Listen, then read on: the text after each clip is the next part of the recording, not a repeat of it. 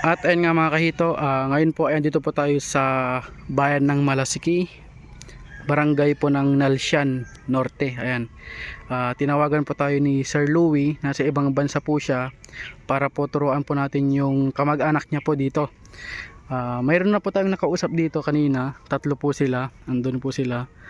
Napaliwanag ko na rin po yung mga gagawin. Yan. Lilinisan na lang po ito.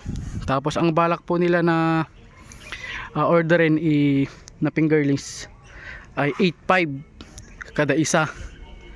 Yan. Pero susubukan muna nila yung isang mudpan po dito.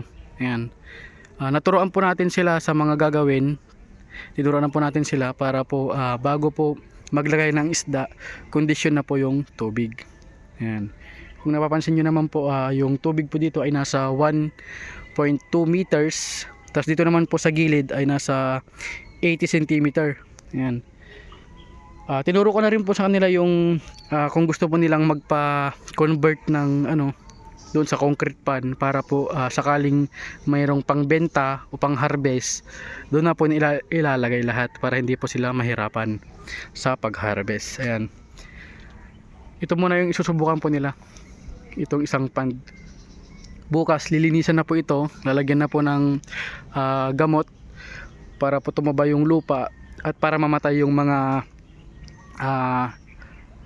isda, kung ano mang merong isda dito na pwedeng kumain sa mga hito na fingerlings. Ayan.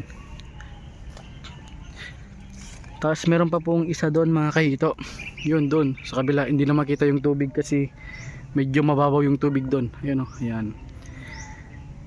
Ayan.